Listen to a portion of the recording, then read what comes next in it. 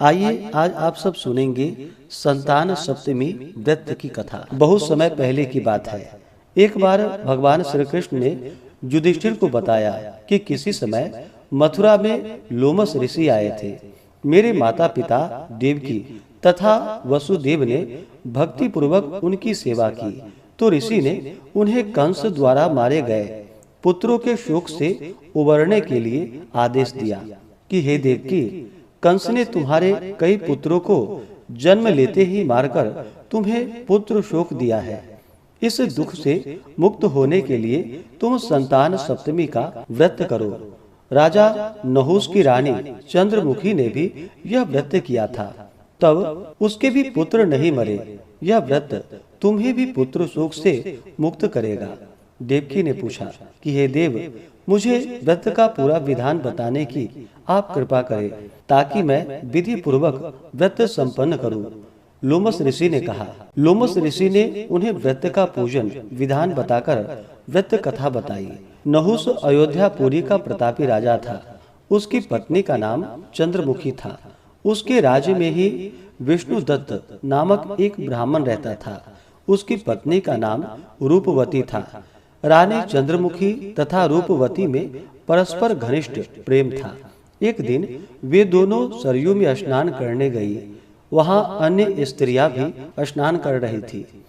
उन स्त्रियों ने वहीं पार्वती शिव की प्रतिमा बनाकर विधि पूर्वक उनका पूजन किया।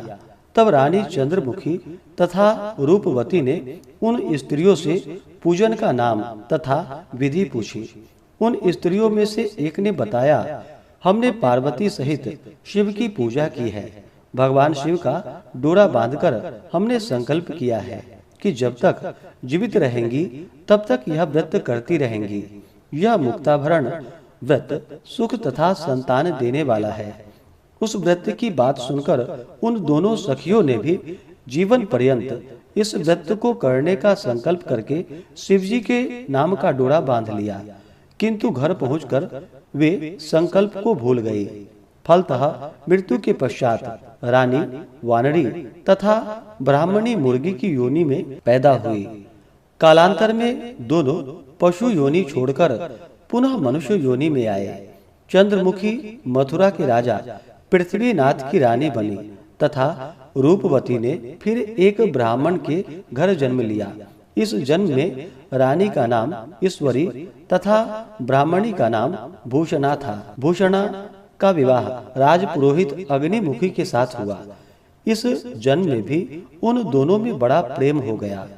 व्रत भूलने के कारण ही रानी इस जन्म में भी संतान सुख से वंचित रही। प्रौढ़ावस्था में उन्हें एक गूंगा तथा बहरा पुत्र जन्मा, मगर वह भी 9 वर्ष का होकर मर गया। भूषणा ने व्रत को याद रखा था, इसलिए उसके गर्भ से सुंदर तथा स्वस्थ 8 पुत्रों ने जन्म लिया। रानी ईश्वरी के पुत्र शोक की संवेदना के लिए एक दिन भूषणा उससे मिलने गई। उसे देखते ही रानी के मन में डाह पैदा हुआ। उसने भूषणा को विदा करके उसके पुत्रों को भोजन के लिए बुलाया और भोजन में विष मिला दिया। परंतु भूषणा के व्रत के प्रभाव से उसका बाल भी बाका न हुआ। इससे रानी को और भी अधिक क्रोध आया। उसने अपने नौकरों को आज्ञा दी कि भूषणा के पुत्रों को पूजा के बहाने यमुना के किनारे ले जाकर के उन्हें गहरे जल में ढकेल दिया जाए। किंतु भगवान शिव और माता पार्वती की कृपा से इस बार भी भूषणा के बालक व्रत के प्रभाव से बच गए। परिणामतः रानी ने जल्लादों को बुलाकर आज्ञा दी कि ब्राह्मण बालकों को वध स्थल पर ले जाकर मार डालो। किंतु जल्लादों द्वारा बेहद प्रयास करने पर भी बालक न मर सका। यह समाचार सुनकर रानी को बहुत ही आश्चर्य हुआ। उसने भूषणा को बुलाकर सारी बातें बताई और फिर क्षमा याचना करके उससे पूछा कि हे सखी, किस कारण तुम्हारे बच्चे नहीं मर पाए। भूषणा बोली, क्या आपको पूर्व जन्म की बात स्मरण नहीं है? रानी ने आश्चर्य से कहा, नहीं, मुझे तो कुछ भी याद नहीं है।